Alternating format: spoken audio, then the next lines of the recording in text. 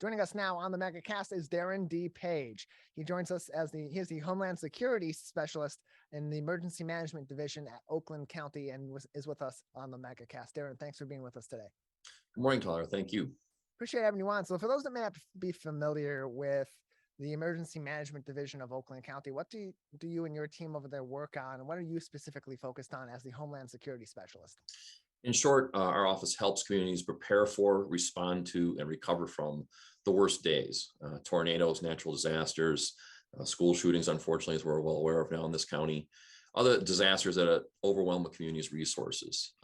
Citizens in other states like Florida, California, Arizona, we well aware of their local and state emergency management offices just because they deal with very large disasters on a regular basis. So a lot of people in Michigan aren't aware of what emergency management is or does. So on the county-wide level here in Oakland County, what does that look like in terms of preparing for addressing these disasters? Because in some cases they are disasters that we may be able to prepare for in advance, such as a large storm that could inflict a lot of damage on the area, but others are those that are typically surprises. You mentioned school shootings, you mentioned acts of terrorism, or other emergencies that may pop up. So what does the county do to consistently be prepared for those different incidents? Because as time goes on, the context with which those best reactions can be put forth can change. Yes, we in the preparation phase, we focus a lot on training and mitigation. Myself and one of the other specialists here in the office, we spend a lot of time training both first responders and local residents in the community on how to respond to systems that we use during the response and how to deal and prepare for those things. The mitigation aspect, another member of our office helps coordinate a lot of federal grants that come after a disaster that will be applied to preventing a next disaster. Things that would, for instance, large drainage projects that would prevent flooding next time, or even training for schools and institutions and or hardening their security, fences, locks, doors, that sort of thing. All of that goes in the prevention phase.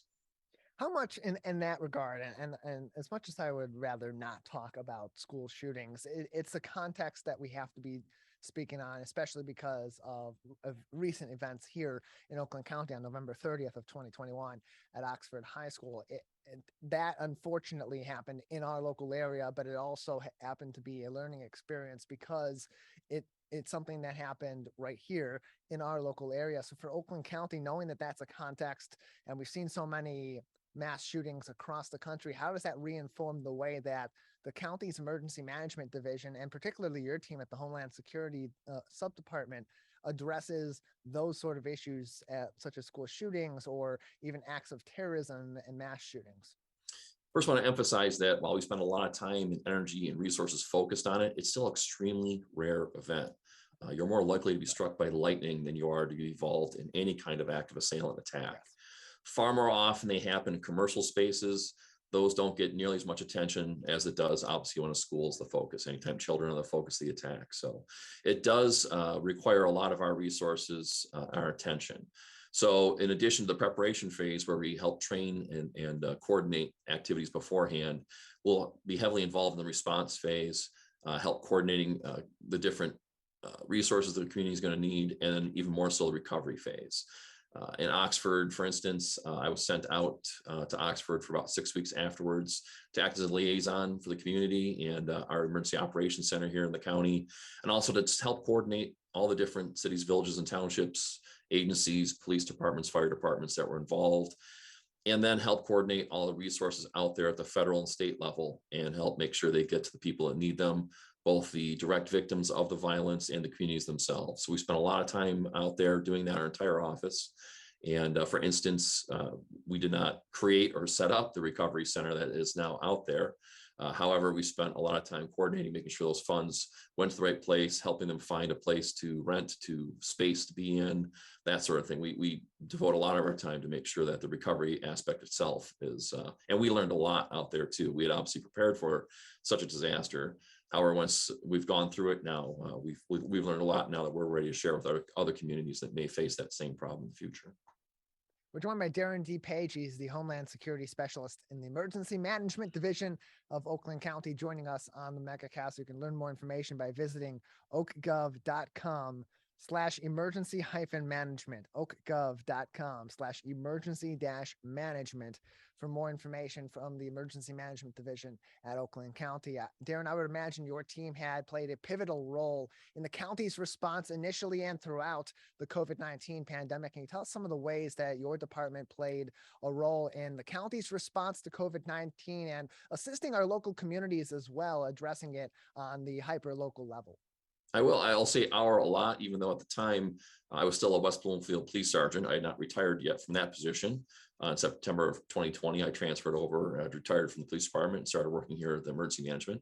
However, I was well aware as a customer on the other end of what emergency management did here at the county level. First and foremost is getting the process started, that disaster declaration. That sounds like a piece of paperwork that's not that important, but it's something that has to happen very quickly. It allows federal and state resources to be deployed in any kind of disaster. COVID-19 was the largest disaster hopefully we'll ever face in this country.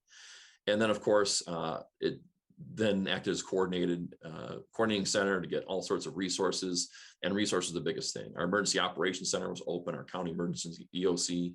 The EOC really is trying just to make sure our local communities have what they need to deal with it. We also helped our health department organize their activities, do some strategic planning, think out over the horizon of what's going to happen. But one of the biggest things was the PPE warehouse that we do maintain. Early on in the disaster, our purchasing agent for the county very quickly and brilliantly was able to obtain large quantities of PPE to make sure our cities, villages, and townships all had exactly what they needed to get through. And then also we were able to obtain so much, we were able to share with the private healthcare sector. So our doctors' offices, dentists, even chiropractors, whoever was providing medical services, we made sure that they also had access to PPE through our county program. We distributed to everybody. We just recently wrapped up the private sector healthcare support. There's enough PPE available now commercially that they didn't need our help anymore. However, we've got a large request to continue that. So we may look at that again and reopen that whole PPE distribution to the private sector. But we're continuing to support not only our county government, but all our cities, villages, and townships of what they need. And these aren't always major large-scale disasters or outright tragedies that are being dealt with on the emergency management front from your team in Oakland County. This can also just be little emergencies that pop up from normal wear and tear of communities, such as recently we had that water main outbreak that affected 23 communities in southeastern Michigan, including a few right here in Oakland County initially. What role did Oakland County play in these specific communities, working with the Great Lakes Water Authority and other institutions to immediately respond to that water main break, get the word out about what needed to happen, and as well respond to that incident to protect the people of Oakland County?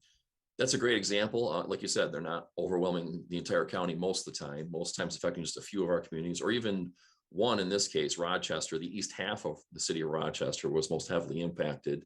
But we were available that day. I received a phone call actually that morning from a police lieutenant in Rochester in charge of their emergency management, coordinating with the fire chief, Chief John Cieslik.